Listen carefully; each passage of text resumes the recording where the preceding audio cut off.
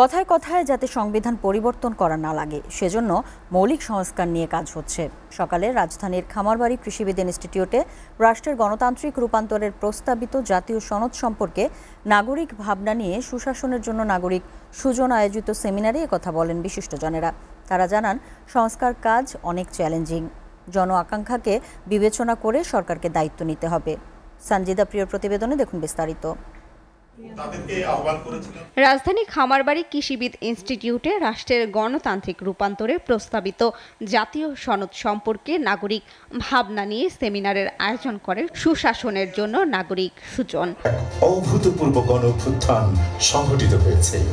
এনসিপির যুগ্ম আহ্বায়ক তাসনুবা জাবিন বলেন, গণ অভ্যুত্থান সংস্কারের জন্য হয়েছে, তাই জনগণের আস্থা অর্জন করতে হবে।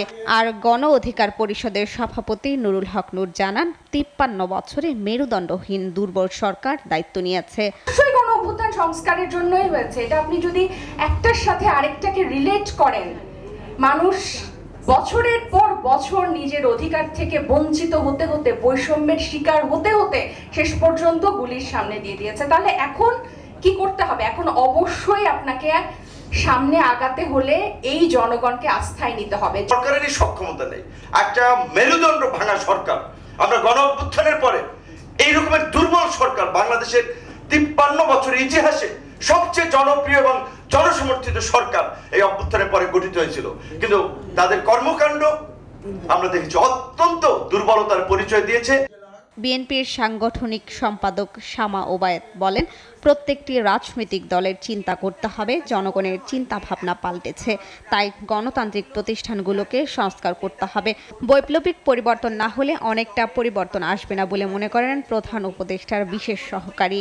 রাজনৈতিক দলের এখন চিন্তা করা উচিত যে আমাদের জনগণের কিন্তু চিন্তা ভাবনা এবং দর্শন পরিবর্তন হয়েছে। যদি আমি একই পলিটিক্যাল রিটরিক নিয়ে রাজনীতি করতে চাই, একই কথা বলতে চাই, একই ধরনের কাজ করতে চাই, তাহলে কিন্তু আমরা খুব একটা কিছু বাংলাদেশের জন্য, বাংলাদেশের ভবিষ্যতের জন্য, জনগণের জন্য করতে পারবো না। সংবাদ মাধ্যম চাইলে মানুষের কাছে সত্যি খবরটা পৌঁছে দিয়ে পুরো প্রক্রিয়াকে সহায়তাও করতে পারে, আবার বিভ্রান্তি তৈরি করে একটা অস্থিরতাও সৃষ্টি করতে পারে। তো তার সত্ত্বেও কোন টেনে হোক বা যেভাবেই হোক স্টিমার আগাচ্ছে এবং বিশ্বাস করি বেলা ডুববার আগে গন্তব্যে পৌঁছাবে। জাতীয় ঐক্যমত কমিশনের সদস্য ডক্টর বদিউল আলম মজুমদার বলেন, সুজনের পক্ষ থেকে একটি জাতীয় সনদের খসড়া দেওয়া হয়েছে। এটা হলো কতগুলো সংস্কার, আইন কানুন, বিধিবিধান পরিবর্তনের মাধ্যমে এগুলো বাস্তবায়ন করা যায়, তাদের নির্বাহী আদেশে বাস্তবায়ন করা যায়।